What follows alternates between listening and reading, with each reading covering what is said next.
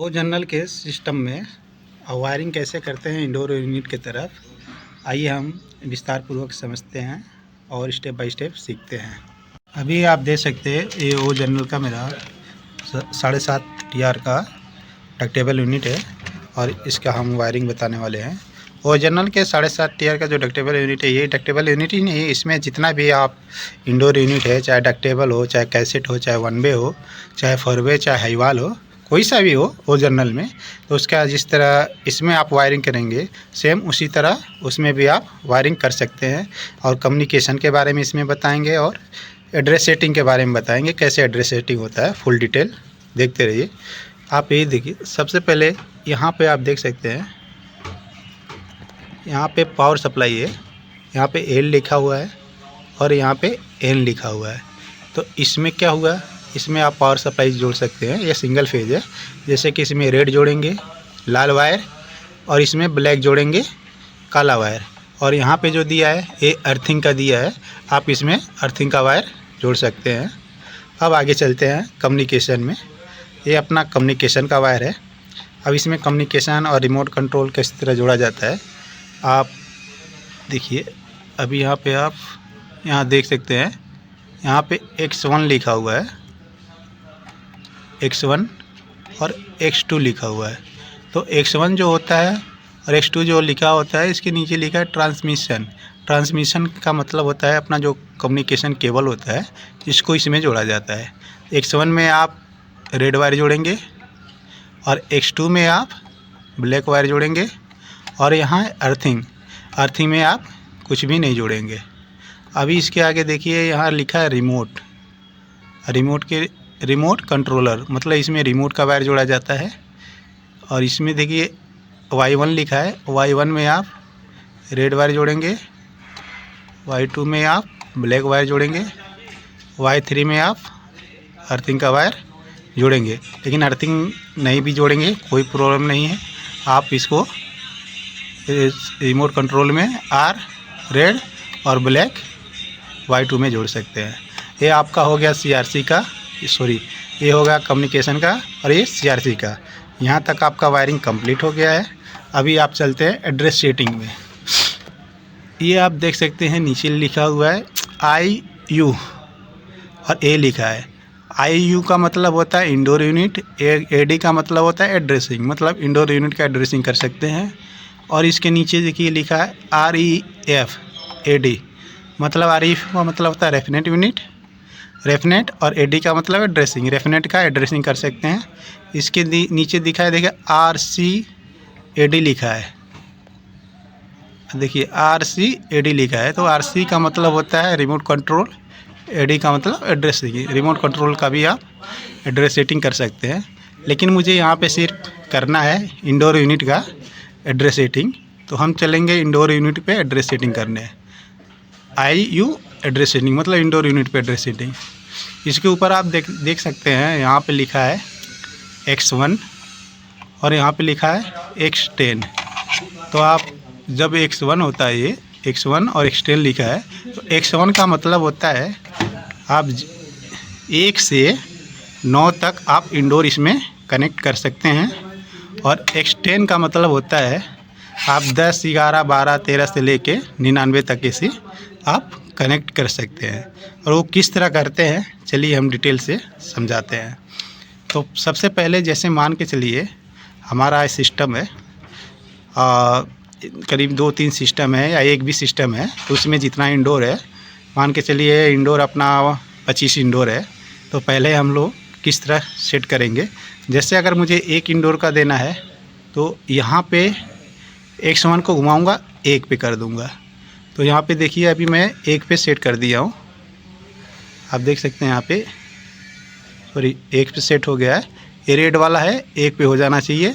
अभी जैसे मेरे को 2 पे करना है सेट, तो इसी को मैं घुमाऊँगा, हाँ, तो यहाँ पे 2 पे हो गया सेट। तो आपको आवाज़ आएगा इस तरह 2 पे।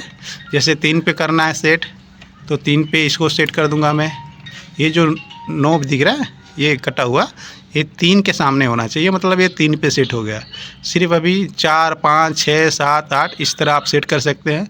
जैसे 9 मशीन है तो आपको इसको इस तरह घुमाते हुए 9 पे आप सेट कर देंगे। जैसे 9 पे आप सेट कर दिए तो मतलब हमारा ये 9 AC का सेटिंग हो गया। अब इसको मैं 0 कर देता हूँ। अभी नेक्स्ट समझाता हूँ कि X10 का मतलब क्या होता है। X1 का मतलब आप समझ गए। X1 का मतलब होता है 1 से 9 तक आप AC X1 में कनेक्ट कर सकते हैं।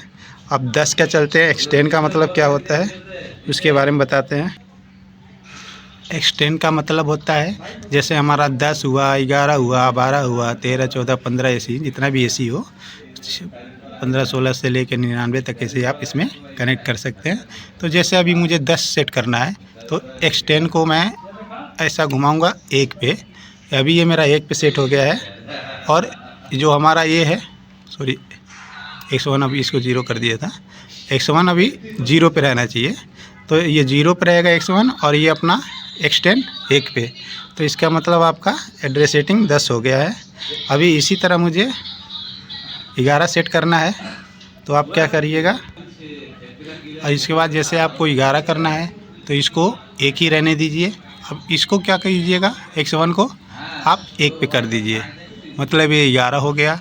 अभी इसी तरह आपको 12 करना है, इसको 2 पे कर दीजिए और इसको X10 को 1 पे ही रहने दीजिए। इसी तरह आप 13, 14, 15 इस तरह आप जितने नंबर पे आप छोड़ेंगे ये इस तरह सेट होते जाएगा। इसी तरह आप ये 19 तक आप सेट कर दीजिए। अभी ये सेट हो गया मेरा 19 तक, मतलब इसको 1 पे ही रहने दीजिएगा और इसको सेट करते करते 19 तक गया, तो मतलब 19 इंडोर यूनिट हो गया। अभी मैं इसको 0 पे करता हूँ। हाँ, अभी आप जैसे मुझे अभी 20 करना है तो इसको मैं 2 पे कर दूँगा X10 को। अभी मैंने X10 को 2 पे किया और ये 0 पे रहेगा, तो मतलब ये मेरा 20 सेट हो गया। अभी 21 करना है तो इसको 2 पे ही रहने देंगे। अब इसको आप 21 पे हो गया। इसी तरह 22, 23, 24, 25, 26 यानी 29 तक इसको कर सकते हैं। जैसे या 9 पे ले जाएंगे और ये 2 पे रहेगा तो मतलब 29 हो गया। अभी इसको मैं 0 करता हूँ। अभी जैसे मेरे को 30 पे करना है तो इसको 3 पे कर देंगे, और बाकी जो ये है X1 है इसको हम 0 पे रहने देंगे। तो इसका मतलब अपना ये 30 हो गया। इसी तरह आप एड्रेसिंग कर सकते हैं जितना भी हो। और इसमें एक बात और ध्यान दीजिएगा, जैसे कि हमारा सिस्टम होता है 1 सिस्टम, 2 सिस्टम, 3 सिस्टम, 4 सिस्टम या किसी भी तरह, मतलब मान के चलिए 2, 4, 5 सिस्टम होता है। तो आपके पास कहीं 2 सिस्टम है या 1 सिस्टम है तो आप इसमें एड्रेसिंग कर सकते हैं। और जैसे कि 2 सिस्टम का करना है तो ऐसा नहीं कि आप एक सिस्टम को अलग नंबर दे दिए 10 से 15, जैसे एक सिस्टम में 15 AC है उसमें आप 1 से 15 नंबर दे दिए, और दूसरा जो सिस्टम है उसमें भी आप 1 से 15 नंबर दे दिए। ऐसा भी आप कर सकते हैं। और दूसरा ऑप्शन है कि आप जैसे कि आप उसको कंटिन्यू भी दे सकते हैं। जैसे दूसरा नंबर को भी आप 16, 17, 18 से स्टार्ट करके आप उसको 30 नंबर तक दे सकते हैं, जितना भी AC हो।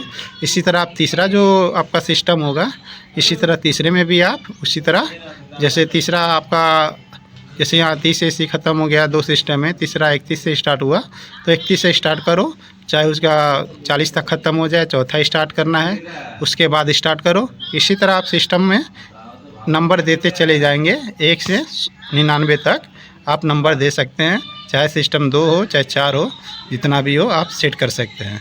या आप स्टेप बाय स्टेप भी सेट कर सकते हैं, हर सिस्टम को अलग अलग नंबर भी दे सकते हैं। जैसे कि एक सिस्टम में 10 है तो आप 10 दीजिए, फिर दूसरे सिस्टम में आप स्टार्ट करना है 1 से, फिर तो आप 1 से उसमें भी स्टार्ट कर सकते हैं। ऐसा कोई प्रॉब्लम नहीं है। ओके, ये आपको वीडियो कैसा लगा? ये आपको अच्छा वीडियो लगा होगा तो हमारे चैनल को सब्सक्राइब कीजिए, लाइक कीजिए, शेयर कीजिए, कमेंट कीजिए। और ऐसे ऐसे टिप्स और नॉलेज के लिए, जानकारी के लिए हमें सब्सक्राइब कीजिए। और डेली आपको ऐसे ऐसे टिप्स मिलते रहेंगे। और जो हेल्पर लोग हैं वो टेक्नीशियन बनना चाहते हैं, उन्हें तो मैं अवश्य ही कहूँगा कि सब्सक्राइब कीजिए और फ्री में आप वीडियो देखिए। और जो हेल्पर लोग करीब सीखने में 3 साल 2-4 साल लगा देते हैं, 2 से 4 साल तक, आप मेरे वीडियो को देखिए और साइट पे जाइए, प्रैक्टिकल कीजिए, सेम वैसा ही वैसा आप देखिए, जल्द ही सक्सेस हो जाएंगे।